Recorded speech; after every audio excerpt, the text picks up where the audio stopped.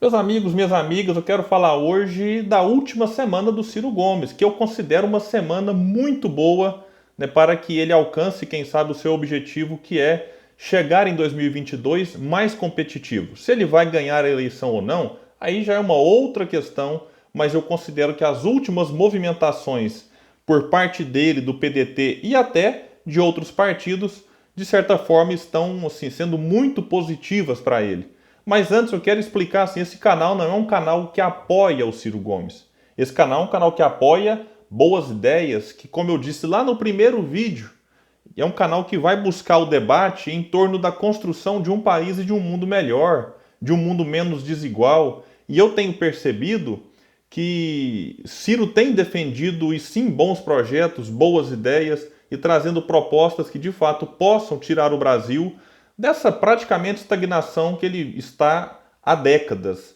se contentando com pequenos períodos em que o país cresce, muito apoiado no consumismo e às vezes no boom que acontece com o preço das commodities, e logo a gente percebe que há uma queda, uma estagnação, e isso vai repetindo a cada período, porque nós, né, estamos acabando com a nossa indústria, não incentivando, por exemplo, ciência e tecnologia tem ficado em segundo, terceiro ou quarto planos aqui no Brasil. A pandemia tem escancarado isso para nós e o Ciro tem defendido essas ideias, não é de hoje. Então, esse vídeo é para mostrar que assim há uma possibilidade da gente em 2022 sair dessa polarização odienta. E é claro que aqui eu não faço uma equivalência, né, de dizer que Lula é igual ao Bolsonaro. Não, Bolsonaro é o fundo do poço e não tem comparação. Nós não temos, talvez, na história nada que se compare ao Bolsonaro. Mas eu acredito que é necessário a gente olhar para os problemas que assolam o país de uma maneira diferente, porque se a gente volta a repetir erros cometidos no passado, nós teremos o que eu já disse aqui em outras análises, possivelmente a volta de um Bolsonaro ou de alguém com o seu estilo em 2026 ou 2030. Então é necessário de um projeto, né, que de fato desenvolva o país. E hoje, dos candidatos que se apresentam para 2022, pode ser que daqui a pouco surja um outro, e eu teria o maior prazer do mundo em ficar mais atento a este outro candidato. Mas hoje, quem está aí nessas melhores condições e que não terá vida fácil, a gente sabe, é o Ciro Gomes. E eu fiquei atento nessa semana a alguns acontecimentos que pode ser que passaram despercebidos por muitas pessoas. A nossa intenção aqui é trazer não só informação, mas também algumas reflexões que eu tenho tirado a partir do que eu tenho observado. Mas antes de entrar, e serão alguns tópicos, prometo que o vídeo não ficará longo, eu peço a sua ajuda, o nosso projeto está começando. Você ir lá, de maneira simples, se inscrever no canal, ativar o sininho das notificações, compartilhar com os amigos, deixar o like se você gostar, comentário, tudo isso nos ajuda e é importante para a gente estar aí avaliando como está o nosso trabalho. Bom, informação que é interessantíssima é de que o Paulo Rabelo de Castro, ex-presidente do BNDES e do IBGE, passa ali a integrar a equipe de pré-campanha do Ciro Gomes. Eu não o conhecia muito de perto, confesso, mas eu assisti um Roda Viva que ele participou, não me falha a memória, 2015. Acompanhei alguns trechos de vídeos, algumas reportagens sobre ele e me agradou muito. O pessoal tem divulgado, economista liberal faz parte da equipe do Ciro. E todo mundo se assusta. Meu Deus, o Ciro agora trouxe um liberal para a sua equipe. E aí a gente tem que olhar, não é a formação. Talvez a formação tenha importância, mas não dá para condenar alguém que foi formado numa escola e achar que esse alguém vai permanecer a vida inteira com a mesma ideia. E se a gente for pesquisar agora o que o Paulo Rabelo tem defendido, a gente vai observar que há muita proximidade com aquilo que, de certa forma, é o óbvio. Ele criticou duramente, por exemplo, o fato do governo aí ter, de certa forma, não ter se esforçado para realizar o censo. Ele foi presidente do IBGE, então fala com muita propriedade. Tem entrevistas dele rebatendo aquelas coisas de que o BNDES financiava ditaduras e que tinha corrupção, não sei o quê. Tem muita coisa interessante, eu recomendo aí que vocês assistam, que vocês vejam. E, mais importante, foi a declaração que ele deu. Eu vou deixar aqui o link embaixo para a Folha. O pessoal chegou a perguntar se ele seria o posto Ipiranga do Ciro. E ele disse, abre aspas, falar em posto Ipiranga é repetir uma babaquice que não se aplica ao candidato Ciro Gomes. que já tem a economia na cabeça, foi até ministro da área. O governo do Ciro terá como presidente um indivíduo de personalidade fortíssima. Detalhe, o Rabelo é filiado ao PSD, mas ele diz que a iniciativa de dar apoio ao Ciro não tem caráter partidário. Lembrando que ele procurou o Ciro Gomes e se ofereceu ali. Ele vai fazer parte, não vai liderar a equipe, isso é importantíssimo. E é o próprio que diz, ele diz que o Marconi, que é quem lidera essa equipe, que o Ciro fala em torno de 600, 700, quase 1.000 pessoas, diz então Rabelo, o Marconi, professor Nelson Marconi, da Fundação Getúlio Vargas, é uma pessoa de irretocável capacidade, ponderado, pensa antes de falar. O Mauro Benevides só não é um professor mais atuante porque é mais do que isso, é deputado.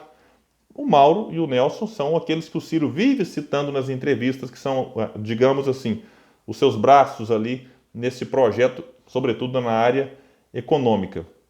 E ele diz sobre mexer no time que está ganhando. Ele fala, eu sou um torcedor, um soldado para implementar um rumo novo para o Brasil. E, obviamente, não vai mudar, mexer na equipe. Ele chega apenas para integrar, ser mais um e um nome importante.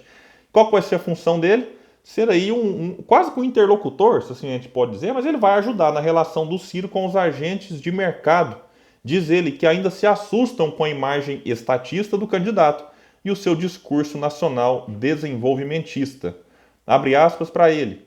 É uma avaliação equivocada, já que Ciro tem como propostas reforma tributária e incentivos às exportações, além de descartar intervenções abruptas do Estado na economia.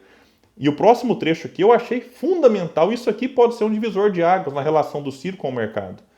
Onde eu estou, esse tal mercado vai saber que o Ciro vai errar muito pouco. Ah, ele vai errar? Ué, gente, o Ciro não é perfeito.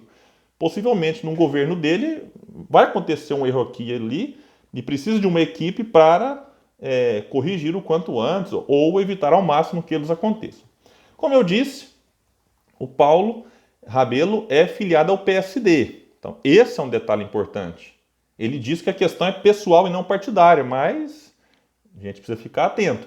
O PSD, que recebe, né, não sei se chegou a concretizar, eu procurei aqui, a gente só tem informação de que sim, mas não vi foto, nada nesse sentido, recebe o prefeito do Rio de Janeiro, Eduardo Paes. E há uma tendência que o Rodrigo Maia acompanhe Eduardo Paes. São do mesmo grupo político ali no Rio de Janeiro.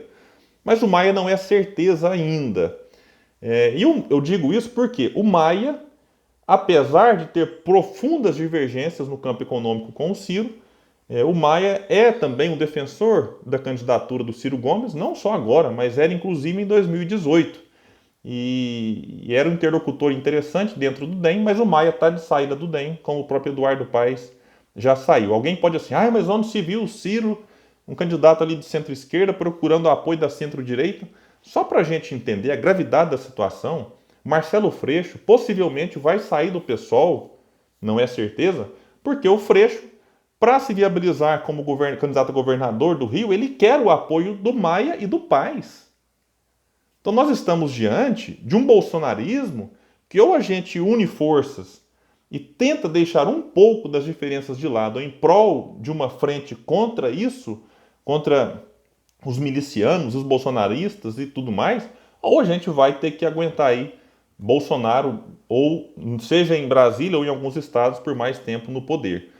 É claro que se eles tentarem impor um neoliberalismo ao Ciro, esse neoliberalismo que, né, de uma maneira mais ou menos incisiva, escancarada, está desde FHC no país, ou a gente pode voltar até um pouco mais a Collor, então eu acho que nesse ponto o Ciro não abre espaço. Não dá para... Mas eu acho, né? Não sei. Tem que ver o que vai acontecer daqui para frente. E falando em PSD e DEM e tudo mais, essa semana teve assim, um abalo na relação DEM-PSDB que pode também beneficiar o Ciro. Eu vou explicar já. O Rodrigo Garcia, vice-governador, saiu do DEM por uma manobra do Dória e está se filiando ao PSDB. Isso gerou uma reação duríssima do ACM Neto, presidente do DEM, que disse: a postura desagregadora do governador de São Paulo amplia o seu isolamento político e reforça a percepção de seu despreparo para liderar um projeto nacional. Bom, e Dória, então, com isso, o ACM disse mais coisa, eu estou resumindo aqui. Dória perde força, então, junto ao DEM.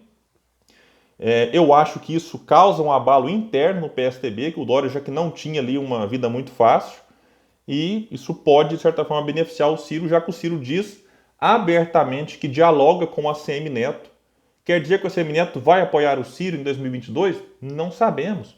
Mas o Ciro não trata das coisas às escondidas. Tem dito abertamente que tem falado sobre projeto com a ACM Neto, que acabou de deixar a prefeitura, depois de uma reeleição, elegeu o seu sucessor no primeiro turno e é muito bem avaliado pela população. Então, mais você ficar adjetivando esse ou aquele, é saber qual foi a percepção da população quando teve a oportunidade de fazer algo e o ACM Neto, independente se estará ou não com o Ciro em 22, foi muito bem avaliado enquanto esteve à frente de Salvador.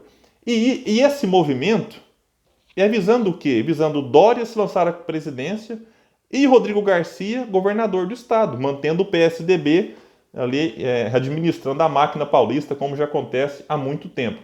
E aí isso causou um desconforto no Alckmin, porque o Alckmin tinha ainda, talvez, a pretensão de ser governador pelo PSDB. Ele é um dos quadros mais antigos do partido, está ali no número de filiados entre os 10 primeiros.